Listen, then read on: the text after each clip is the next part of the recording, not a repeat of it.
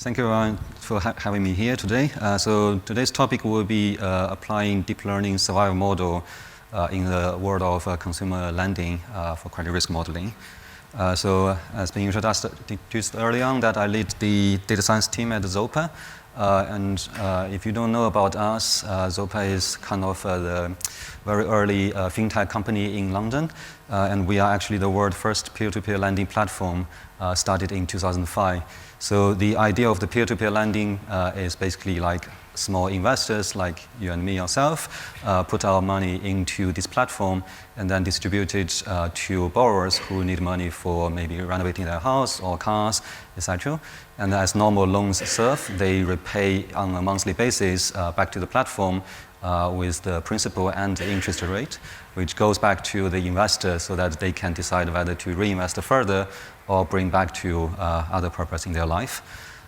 Starting from hopefully very soon next year, we will also becoming a bank, a licensed bank in the UK, which will allow us to engage in deposit and also credit card business, which is a very similar kind of consumer lending business from a modeling point of view, but very different business, of course. So in terms of the loan, that probably most people are familiar with the general idea about what a loan is, but there are multiple outcomes from the modeling point of view. So after the original dispersal of when we give the borrower the total lump sum what they are borrowing for, in the happy scenario, people just keep paying in every installment until the very end, everyone happy, and then if the whole world is like that, we don't have trouble to worry about. Unfortunately, life is difficult. Sometimes unexpected scenario happens. People may have to stop repay at some point during the installment. This is what we categorize as a default risk, and this is a major risk for investor on our platform. And when we become a bank, this is also a major risk for the bank itself. There is also another possible outcome that any borrowers can choose at any point to repay the total lump sum in one single go, so that they don't have to pay the interest further down the line. This may sound like a loss for the investor. However, the investor will get back the remaining principal, so they can continue to invest on the platform. So all these scenarios are the typical ones we need to consider when we are trying to modeling what are the risk exposure we have for the investor on our platform.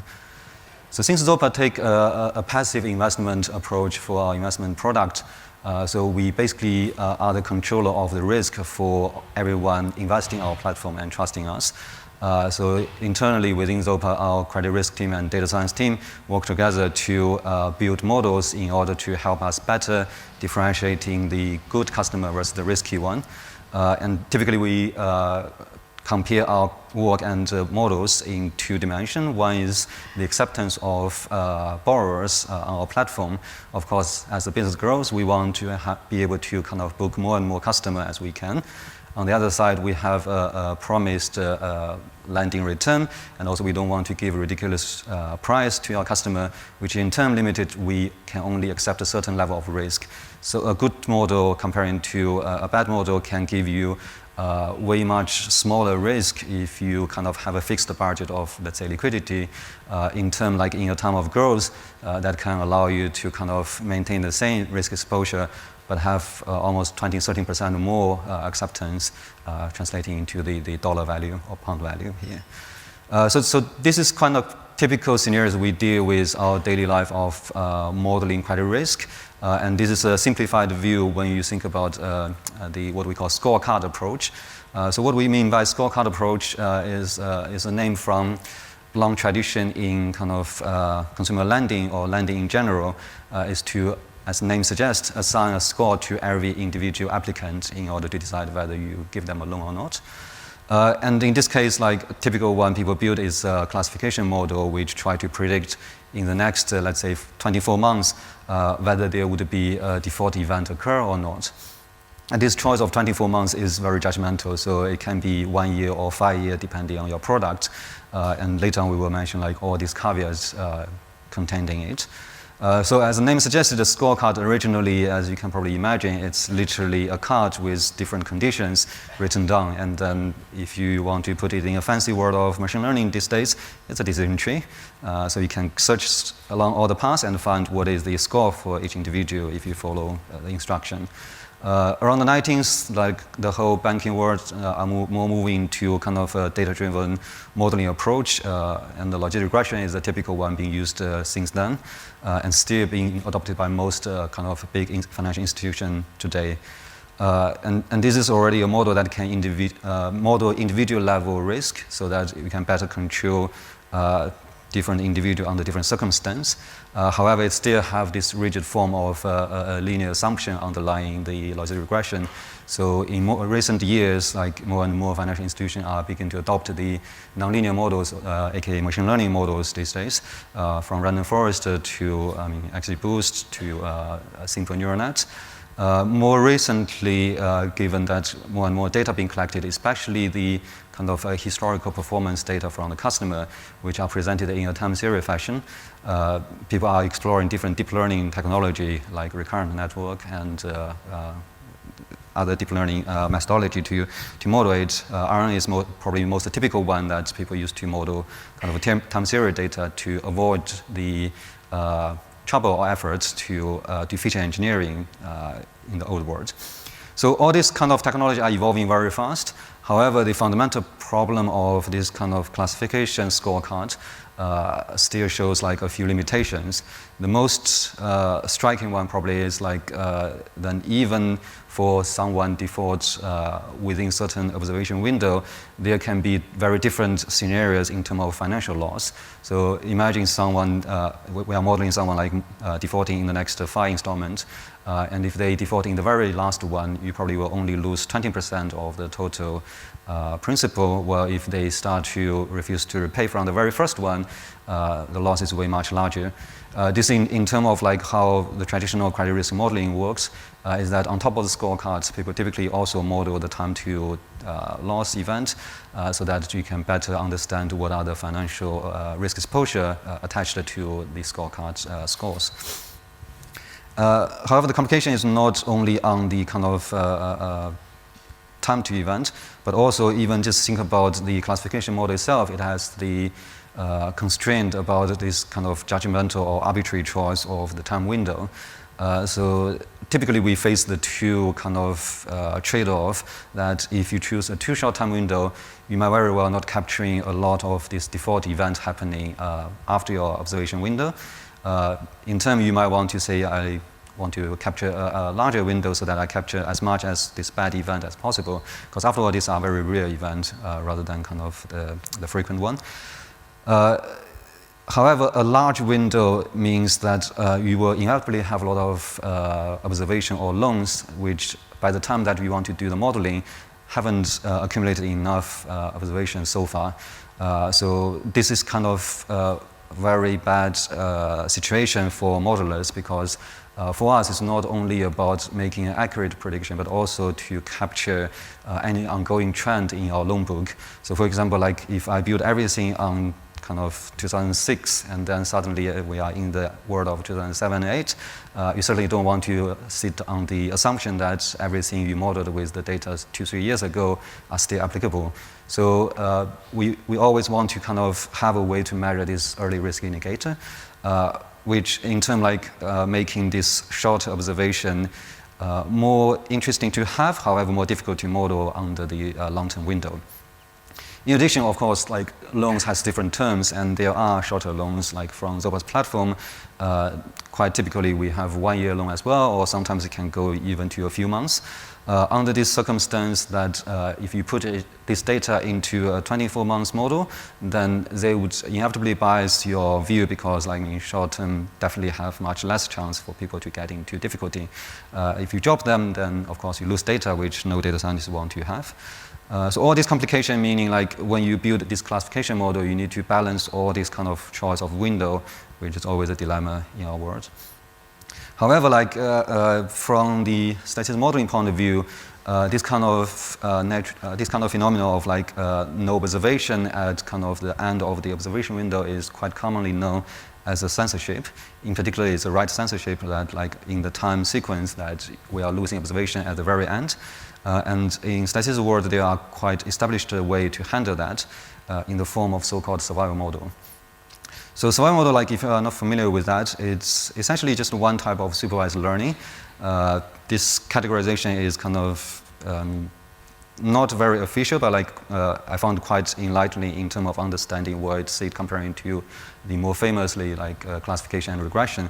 So in classification, we are mostly trying to look at the kind of events which have a binary outcome, namely default or not default, under certain condition of assumption. And you also have these regression problems, which typically about how much money people are going to borrow, or you can even, to a certain extent, rephrase the original question we had as how much money you are going to lose. This becoming a regression. The survival model is slightly different. It has a little more constraint than regression.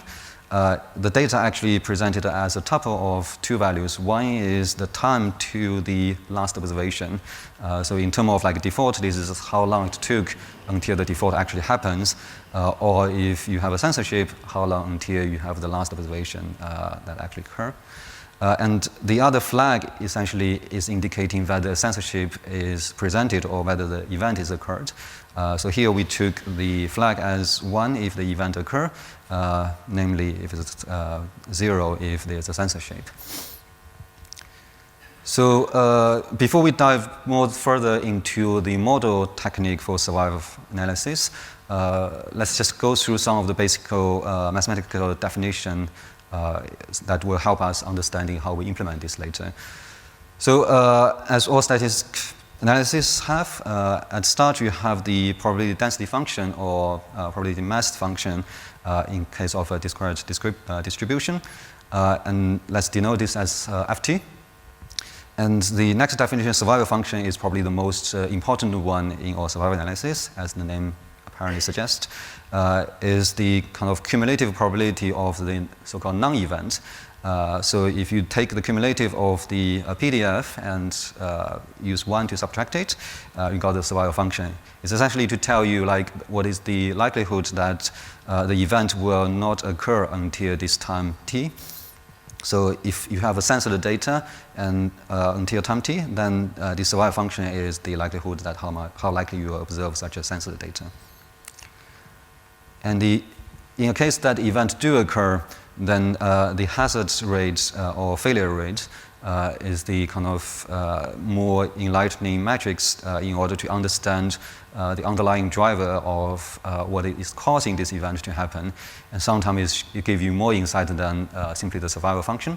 The hazard is essentially defined as a conditional probability at time t. So conditional meaning in the sense that when the actual individual survived until time t, what is the likelihood that or fraction they will have the event in the next time. And of course, if you take the integral of this hazard, you got the so-called cumulative hazard function, which essentially is a bit difficult to kind of interpret in kind of normal sense, but essentially is a way to say that if you always resurrect after the, let's say, terminating event happens, what is the total risk you are exposed to, which I like to take an analog of saying, if we are saying under certain scenario that I probably have already died 10 times, then this is based on this kind of logic. Mathematically, it happens to be the minus of the log of the survival function, which later on we will make use of in our implementation.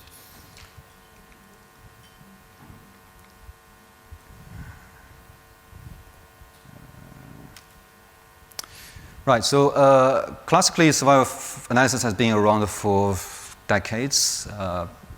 So there are a lot of methods being established already over a long time. Most classical or simple one is a non-parametric or empiric estimator.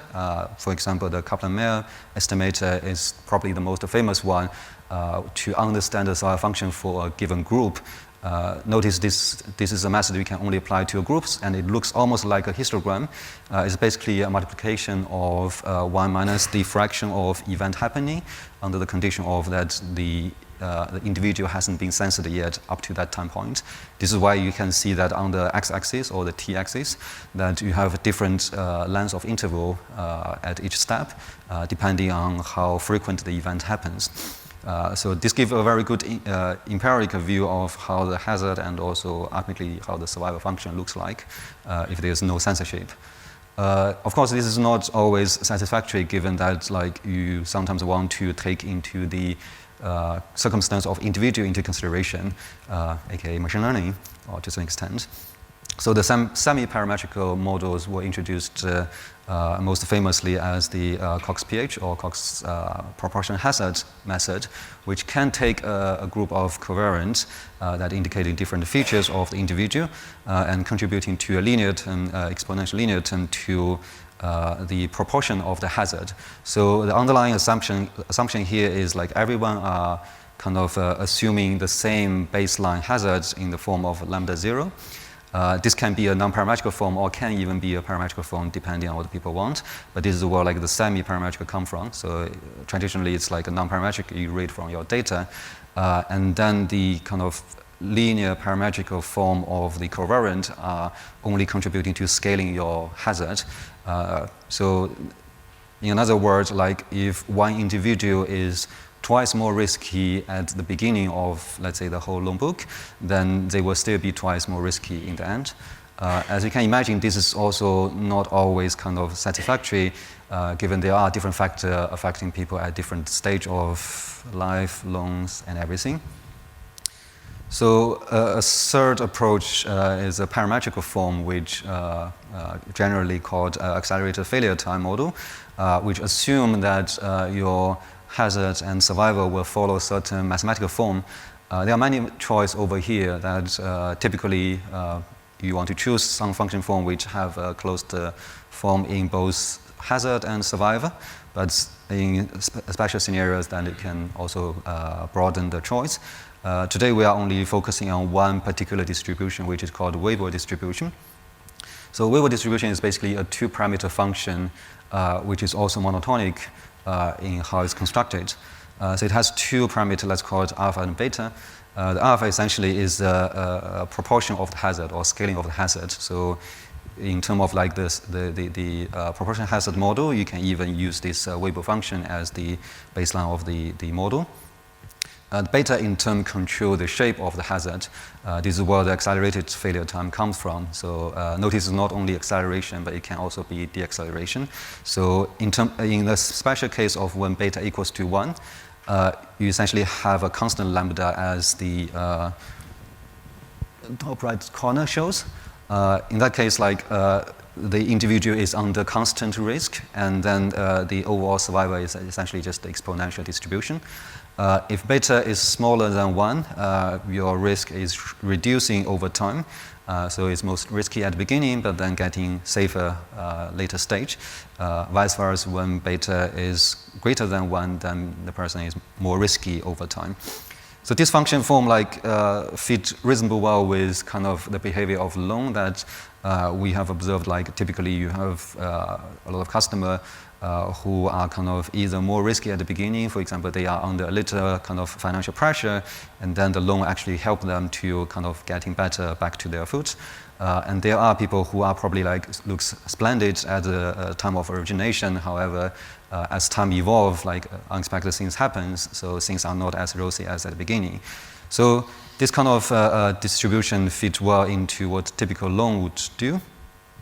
And when we look at the survival model that under the same four kind of beta scenario, we can see they behave very different shape, even though by the end of this is of course a kind of artificial example. When they reached the end of the 100 iteration, they all reached the 18% survival. However, like when beta is small, then most of the loss happen at a very early stage. Where beta is large, then loss happen more later. Namely, overall your financial loss is smaller than the other scenario. So this is why, like me, it's really important for us to model this time to event so that we can better control our total exposure. So we've been talking a lot about like all these survival models. Actually, this probably is not something quite new over the last decades. Question is whether we can combine all this machine learning development in recent days with survival model. Answer is yes. So we talk about this parametrical survival analysis. We can instead use all these machine learning algorithms we have today to predict from the high dimension data that we collected in modern world to this alpha beta parameter of, for example, a Weibull parameter. And then this parameter in turn contributing to the survival function and hazard function, so that you got a new type of semi-parametric model which make full use of your big data fancy algorithm in machine learning world, and then predicting a nice mathematical form of the survival curve. In terms of implementation, so here we focus on the neural network-based approach. So think about a simple multi-layer perceptron model. You have your input layer or the hidden layer with multiple neurons. And then at the very end, instead of a typical classification model where you have one output, you simply convert it into a two-output output layer. So these two outputs actually are not arbitrary and not exchangeable, one actually representing the alpha and the other beta, and they in turn can give you the prediction when you plug in the Weibo formula into it. The data, of course, as we said, X can be, just as a normal machine learning model, where the target in this case actually becoming the time to event and the flag of whether the event happened or not.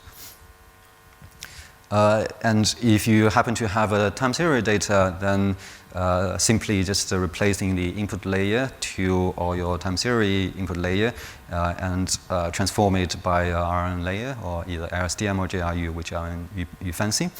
And this actually is what the original paper proposed, that this kind of Weibo combination with RNN was using from Agile. In the link, you can find out his original blog post where he applied this for essentially a trend prediction, which is slightly different than the credit risk modeling, but somehow quite similar, sharing a lot of concerns. And RNN essentially allow you to kind of deal with all this time series data without all this feature engineering in trouble. So all looks good. Now we have our model. Question is how we train it. In other words, like what are we going to optimizing for? Apparently the model are giving you two outputs and survival function. But we need to find something to tune all these thousands, millions of parameters within the neural net. So this brings us back to the kind of fundamental question about like what is the objective function in a neural network training. So in classification model, we typically use log loss or cross entropy, which statistically is a negative log likelihood of a binomial distribution, because under binary classification, we are assuming your target and the prediction are following a binomial statistical likelihood. Regression, instead, we typically use RMS, which mathematically is the negative log likelihood of the Gaussian distribution. So I guess the extrapolation is simple here, that for survival model, you want to take the negative log likelihood of whatever your survival likelihood is. And earlier on, we have seen how this likelihood would look like, right? So basically, it's conditioned on this flag of your event. If the events do occur, then your likelihood is just your PDF or PMF. And if you have a sensitive event, then this becoming your survival function. You can, of course, write them all down into one single line as the f to the power of delta and s to the power of 1 minus delta. After a little transformation, taking into consideration that f essentially is lambda times s, this becoming kind of lambda to the power of delta times s. So putting the Weibo formula of alpha beta into this format and then transform it into a negative of logarithm, you got your objective function that you want to optimize for. So in the training, that essentially means that instead of predicting a Weibo, you construct a customized objective function. In our case, we actually use TensorFlow to create one of these customized loss function and make it what the typical optimization algorithm is trying to minimize. So whichever algorithm you use most, like either backpropagation or atom, that can always kind of solve this kind of problem as well in the very end. In this next page, we are looking at essentially real-life data, but I'm trying to strip away all these kind of business-related kind of metrics. But as you can see, like on the left side, we have the distribution among a subset of the population in our training sample, that we can see that there is a kind of broad distribution between the alpha beta. Remember, alpha is like the scaling of your hazard or risk, and beta essentially control the time to the event or the speed to the event. So this indicates that even for people of similar risk, we can still differentiating quite well that people who default early versus default late. This is what this method is bringing extra power to kind of a traditional classification model. If we further narrow down to a few segments of different alpha beta, then you can find, for example, 3 out of, I think we took about 20 different segments here. Of the 3 segments, then you have all the 3 of them basically sharing similar overall bad rate or default rate. However, one group with large beta shows that essentially you have kind of increasing hazard over time, while the one on the right-hand side basically shows a decreasing hazard. So this is where, like, I mean, it can actually translate into the actual value of the loan or risk exposure of the loan later on. So all looks very rosy so far.